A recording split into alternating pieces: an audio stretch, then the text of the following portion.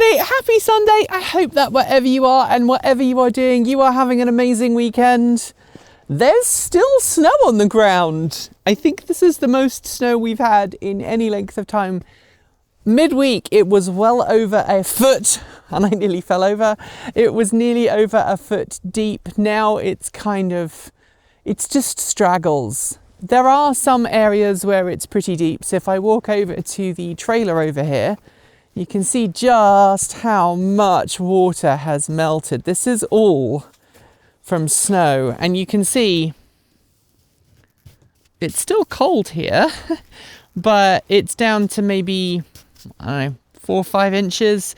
At one point, it was just flat with the top of the trailer, which is substantial, especially for this neck of the woods. But now all the snow has kind of disappeared and gone from being lovely and cold and crisp and beautiful to just mush.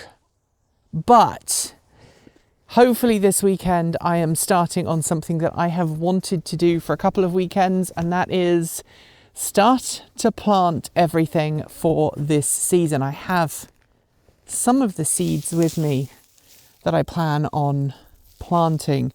I have some herbal tea, various types of herbal teas. I have carrots. I have parsley. Look, here we go, some carrots here. I have, what else do I have? I have some onions. I have sweet peas that need to go in fairly soon. I'm probably going to start them indoors and then mix them out. The lupins as well. I've got chamomile because last year chamomile was lovely and I loved having it. I've got various types of sweet onions and red onions. I have parsnips in here because parsnips have to be started off early, and lots of different herbs. I haven't got really any tomatoes or cucumbers yet, and I need to go shopping for seeds for those this weekend. And my goal, I think, this year, I've been thinking about this a lot, is I think I'm going to put my greenhouse here, the small one, and I'm going to let the tomatoes go down into the ground and actually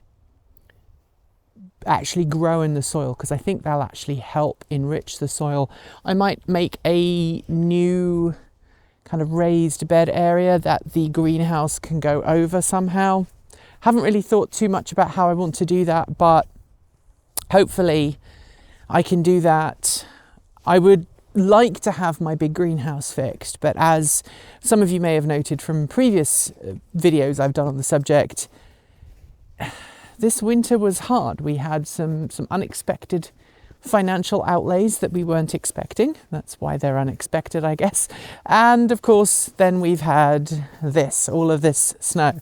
We've definitely gone. So a couple of days ago, as I said, if I'd have stood right here, it would have been over a foot deep. Now it's just literally just a couple of inches of slush, and it's wet, and I keep slipping in the snow. But you can see the trees have lost all of the snow that they had on them, and things are a lot better. And I'm coming round to this side of the house and the deck. You can hear all the snow melting from the deck and falling underneath, because I wanted to mention something that I'm sure other homeowners neglect. And I know we did, and that's right up there, our dryer vent. Now, living in the Pacific Northwest, it's kind of difficult to hang clothes outside, especially if you have a very steep garden like I do. You have these trees that produce a lot of sap a lot of the year, and you end up with basically sap on your clothes.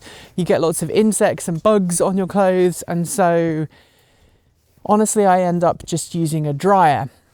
The dryer we have is A-star rated. It's a very efficient dryer, but the problem is it hadn't been drying the clothes properly. It was taking forever, and so that led us to believe maybe our dryer outlet is all fuzzed up with lint.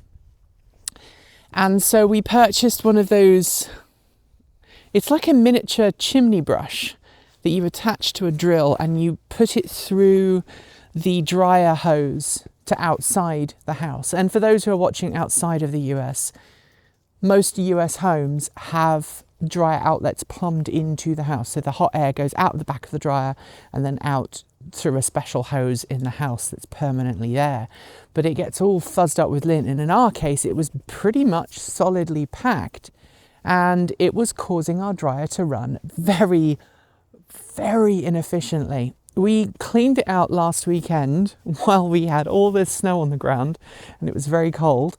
But we were able to dramatically change how quickly it takes to dry our clothes. We use a lot less energy in the process. And while we have just had an energy bill that is a lot less than what it previously was, I don't think it was caused by me just cleaning out the dryer vent on that particular day. But there we go. Our heat pumps have been working just fine, even though it's been super cold. But one family member or group of family members who've not been very happy to walk over all this ice are the chickens, who have been hauled up in their coop for what feels like forever. They are very unhappy. They are very ticked off, partly because this feed here is not the feed that they normally get. So they normally get a really nice local organic feed, and this is just kind of some regular chicken crimble that they're all turning their beaks up at. They're eating it, but they're eating it under duress, and they're very unhappy about the fact they're still laying. But I've heard some horror stories of a lot of chickens who had to have this stopping laying eggs, and we haven't had any eggs for the last day, so maybe maybe it's causing them to not lay eggs. Anyway, I'm not a scientist and I'm not going to indulge in any conspiracy theories online, but I will say that the chickens are very ticked off about being stuck inside.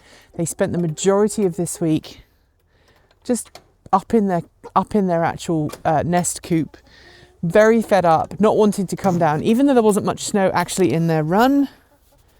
And let's see if I can make some of this stuff come down. Come on, chicks. Charlie is very upset. There you go. There's some more.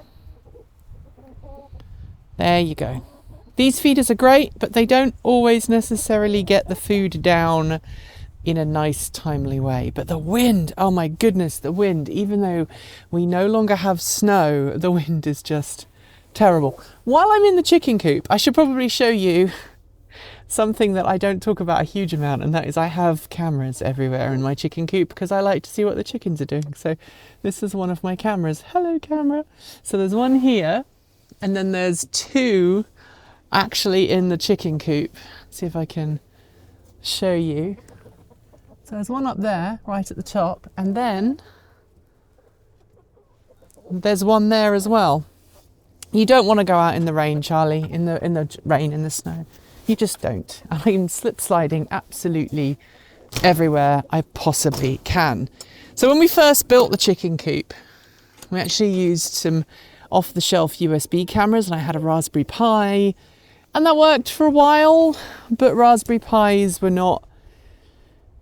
The Raspberry Pi was fine, but the cameras were not. So we ended up replacing them with proper security cameras because they're more robust. And we've got another one here, look.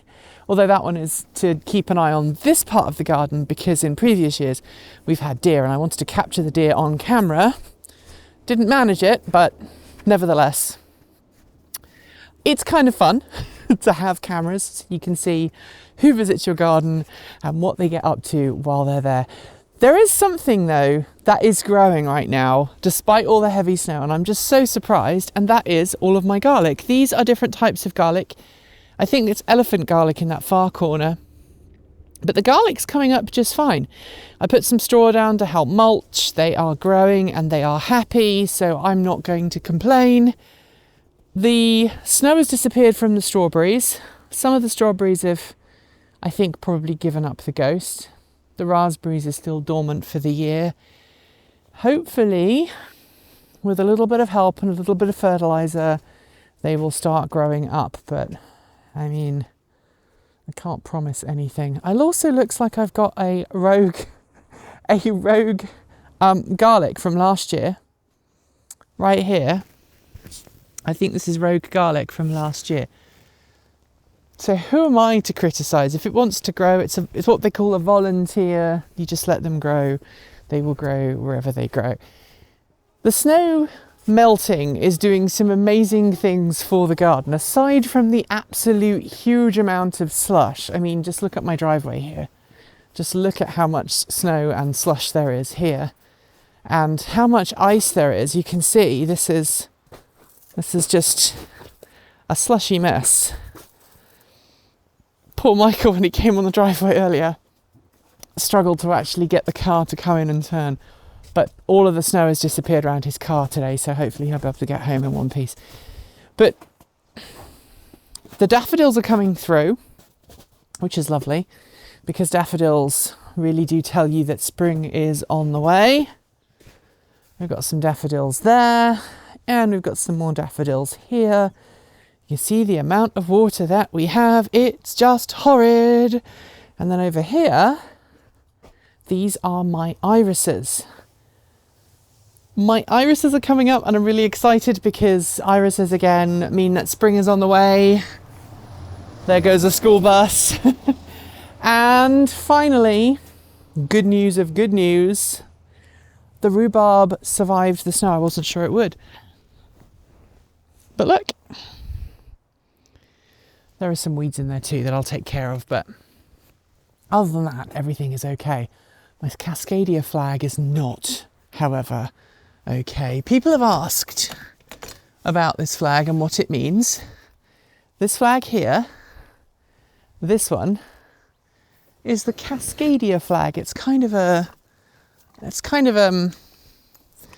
local flag for the part of the Pacific Northwest that encompasses kind of the Cascades as they go through kind of the western side of Oregon and Washington, and then into British Columbia in Canada. And this region, this bioregion, has a lot of very similar plants and wildlife, and I think its residents like to think that we all have very similar kind of ideals and we're all outdoorsy. That's not necessarily true, but anyway, I think that's the whole reason behind that flag. And we have that one. We'd put a rainbow flag up were it not for the fact that, well, let's just leave it like that, because even when you live in Oregon, there are still some people who would rather you didn't fly such a flag. Anyway, on that note, we are done with today's video. Before I go, I do want to acknowledge, yes, I have a tooth that looks a bit weird. It's actually my gum that looks a bit weird. I had some oral surgery this week, and so my gum looks very black and blue. I can't do anything about it. I'm sorry. Anyway, I hope it wasn't too off-putting in today's video. If you liked today's video, you know what to do, and feel free to tip us with a super thanks. The comments are open for your thoughts, as is Discord. There is a link below. Do you want more? Subscribe, hit the bell, and follow the links to regularly support us with a YouTube membership or a Patreon subscription. You'll also find links to our Ko-fi, Bitcoin, and Swag store, and check us out on Mastodon, because Mastodon rules. Scrolling on my right is a list of amazing charged up supporters, and shout outs go out to our self-driving tier supporters. They are Mike Weeder, Tony Moss, Linda Irish, Sean Tucker, Patrick Boyarski, Paul Nelson, Chris Maxwell, Brian Newton, Michael Goad, Bennett Elder, Andrew Martin, Pedro Mora Pinheiro, Brophy Wolf, Chris and Michael Johnson, Tesla in the Gong, Dan Blair, Peter Dillinger, Gordon C, Stephen O'Donoghue, Carl Hodgson, Anthony Coates, Regine Fellows, Dinny Hyde, Chris Centaur, and Jim Vaness. Finally, out of this world, thanks to our Starman level supporters: Robert Flannery, CPU Freak 101, Andrew Glenn, JP Fagerback, Joe Bresney, John Lyons, Rory Litwin, Kevin Burridge, Dave Kitchen, Aaron Hahn, Laura Reynolds, Marcel Ward, Matthew Drobnak, Paul Conway, Reggie Watts, Will Graylin, Ellery Hensley, and last but not least, Ian. I will be back next week with another chicken and garden update. Hopefully by then I will have plants in pots, or seeds in pots. I don't think any of them will have germinated by then. But don't forget, we create content on the main channel Monday, Wednesday, Friday, and Saturday. And then over here on Take Two on a Sunday, we do the chicken and garden update and the Sunday musing. The Sunday musing today is all about that car, sort of, kind of. Anyway, thanks for joining me. Enjoy the rest of your day and the rest of your week. And until next time, keep evolving.